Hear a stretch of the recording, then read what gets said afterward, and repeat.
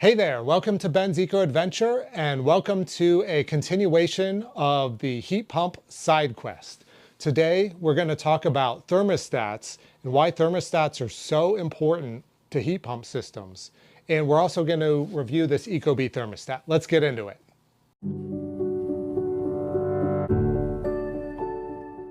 For those who haven't seen it, we installed a Carrier cold climate inverter heat pump system in the home last fall. I'll link in the description to that video. And it's been doing great, but we did have to make some adjustments to our thermostat to maximize the performance of the system and to minimize the energy usage. Now, whether you have one of the new cold climate inverter heat pumps or if you have an old single stage kind of builder grade system, I've got some important information for you so you can maximize your system both in terms of energy use and performance. Just some background information in case you don't know.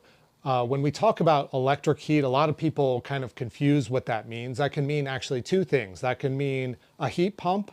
It can mean electric heat strips, which is basically a giant toaster inside of an air handler, or usually it's a combination of both. From an efficiency standpoint, you always want to maximize the use of the heat pump. There is what I'll call an old husband's tale that heat pumps should be turned off below a certain temperature. And that was probably true decades ago, probably in the 1970s, maybe in the 1980s. Heat pumps were just very early tech and they just wouldn't put out any meaningful heat when it got really cold outside. Now, today's heat pumps are completely different. Even builder grade systems can still put out at least some meaningful heat. Now, what people don't understand and what they need to understand is something called coefficient of performance.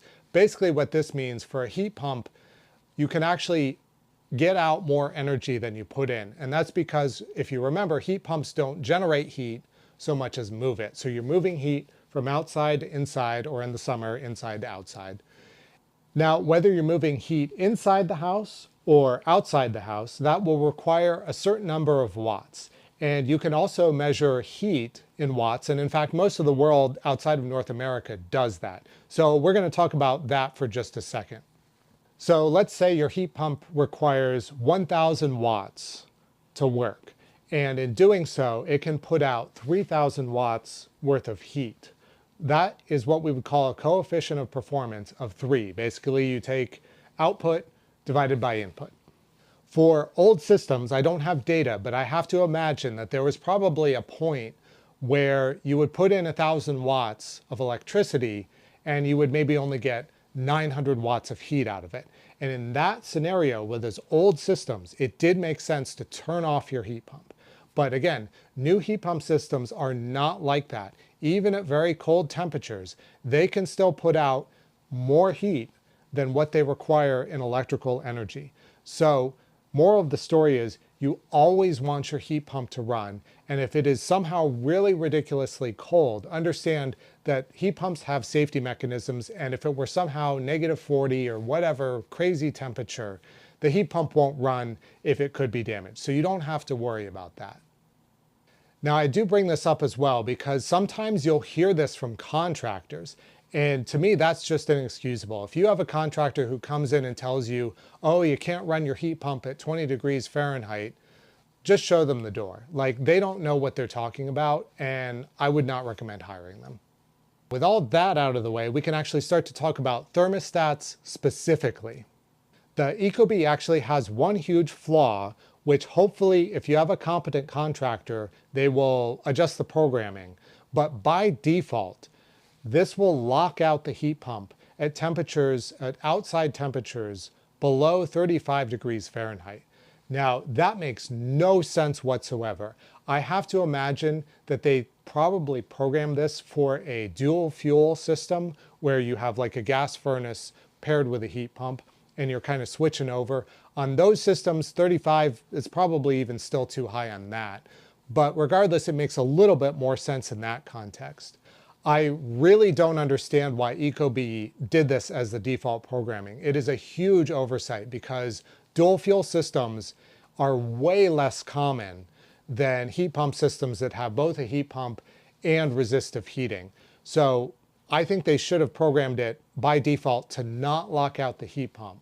Because if you just run this with its default programming, your electric bills are going to be astronomical. And that's not the heat pump's fault, that's the thermostat's fault. The other thing that's important is not only can the heat pump be locked out, but the resistive heat strips can also be locked out. Now, I'd actually recommend turning on some kind of lockout for your resistive heat strips if you have a good cold climate heat pump like I do.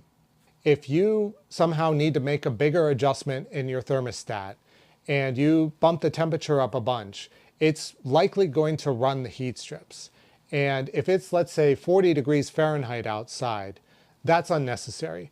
And you should just let the heat pump do all the work. And so in the settings here, you can actually tell it, don't run heat strips unless the outside temperature is below a certain number of degrees.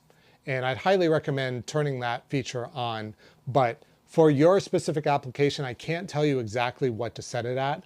I would say maybe start with the temperature of freezing and see how you do. Bump it down a couple degrees on if you have a cold snap. See if you're still comfortable, and you just need to kind of experiment with it a little bit. Just to show you on the Ecobee how this works, if you want to go into the settings, you go into the menu here, tap the gear for settings, and you're going to go down to settings here and into installation settings. Now, what you want to do here is go into thresholds. If you need to adjust the settings that I'm going to talk about today, everything pretty much is within this thresholds menu, whether it's staging or aux heat or compressor runtime, all this kind of stuff. This is all in here, so I won't show you individually each of these menus because I think you can probably figure it out. Small adjustments are good, especially at first. I wouldn't dramatically change any of the thresholds. There's a few things where you could cause damage. The one thing I would say is do not mess with the compressor min cycle off time. Most systems have a lockout and they should be okay, but this needs to be at least a 5-minute lockout just so you don't cause damage to the compressor. On our system, we have it wired for 2 stages, and if you have one of these either ACIQ, Midea, Carrier, whatever it is, there's a whole bunch of brands. Any of these that are wired up with a 24-volt thermostat, I would highly recommend that you have it wired up for 2 stages.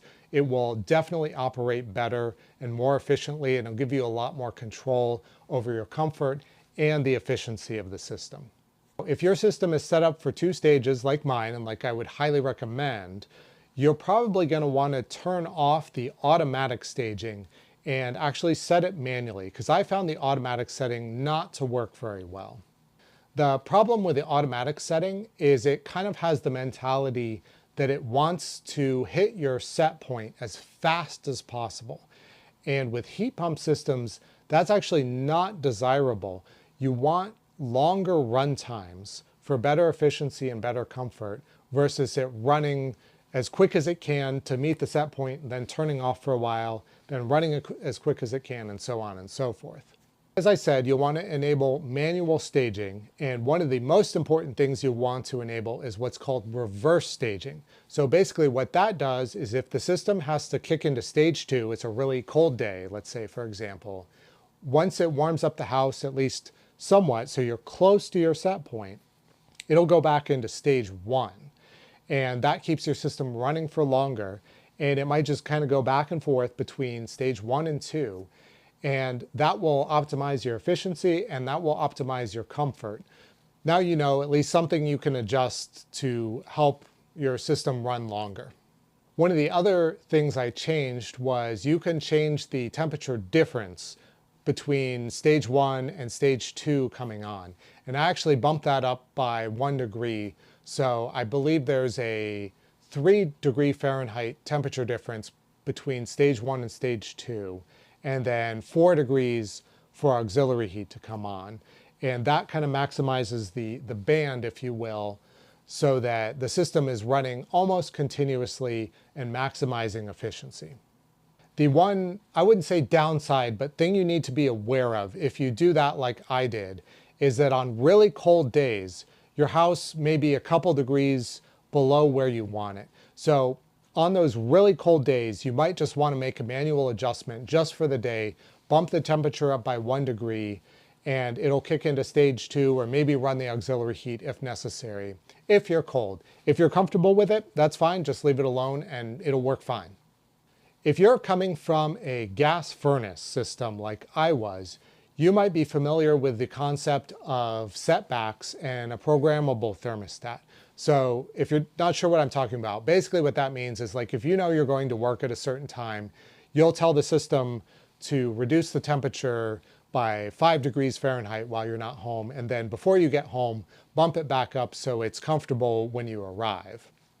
This works fine for gas furnaces and is perfectly acceptable, but this is not a good idea on heat pump systems. And it's not a good idea because if you've been paying attention, you can probably figure out why. If I'm bumping the temperature up by 5 degrees, it's almost certainly going to kick on the auxiliary heat. The system's going to have to run at full blast. Your efficiency goes down. So that's not desirable, but there is still some adjustments you can make. For me, I like it a little bit cooler at night when I'm sleeping. So I will actually have it go down 1 degree at night, and then in the morning it can bump back up 1 degree. That hasn't caused any kind of unnecessary energy usage or auxiliary heat usage. So you can make small adjustments, but I do not recommend making large adjustments on a heat pump system. It just isn't going to work well. One other thing I'll mention is some people have asked about using the proprietary thermostat that you can use with these Midea systems. It's the same one no matter whether it's Carrier or ACIQ or any of the other brands. I actually bought one and I tried it out for a few days just to see how it would go. And long story short, it's not good. So the problem with the proprietary thermostat was you might set it to say 68 degrees, and for whatever reason, it would continue running once it was already 68 degrees in the house, and it would keep running and keep running and keep running. And I cut it at one point, it had run overnight, and it had brought the house up to 72 degrees Fahrenheit, even though it was still set to 68. And it was cold outside, so it wasn't like the house warmed up for some reason. So I don't know why it did that. That is really weird, but I have to say I have heard of this behavior on some other sort of mini split adjacent type of systems. It's a weird artifact and I can't explain it, but suffice to say, I did not stick with that thermostat because when I set it to a temperature, I want it to be about that temperature, and having it blow by that by 4 degrees is just not acceptable.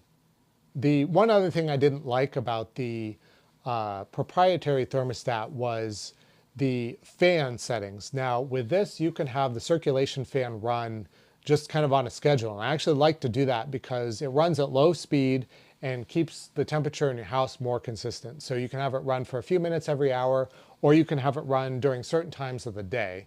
And that's great. That's a really good feature of the Ecobee thermostat. Now on the proprietary thermostat, there is a setting for fan, but it's literally just fan. So if you have it on that setting, it will not heat or cool. And that's just not what I'm looking for. I want it to run the fan, and then if necessary, if it's too hot or too cold, kick on the compressor, kick on the outdoor unit, and bring the temperature back to whatever we want it to be. I know some people are concerned that if you're running a 24-volt thermostat like this, that you're not going to have variable speed capability on these systems, but actually you still do. The system actually uses, I believe, an outdoor temperature sensor on the outdoor unit, as well as the refrigerant pressure to kind of, I'll say guess, is probably the best way I would put it, what amount of heat to put out. And it does an okay job. On warmer days where it's like about 50 degrees Fahrenheit, it will run in a very low speed mode if it kind of realizes that it's warm outside. And so you still do get some variable speed capability. It's not perfect, but it's pretty decent. And again, having 2 stages on the thermostat is really helpful, because if it does need stage 2, it'll know, oh, I need to work harder. I need to kick up the compressor speed, and it'll also kick up the speed of the fan in the air handler. Well, that about wraps up the video. I'm sorry this one wasn't a particularly visually interesting video. I didn't know of a better setup than just hanging out and standing by the thermostat, but hopefully you at least found it useful. If you have questions or something that I didn't address, please leave me a comment and I will try to get back to you as best I can. If you found this video useful, I'd really appreciate it if you could give it a thumbs up and consider subscribing if you're not already subscribed. It really does help out. Thanks for watching.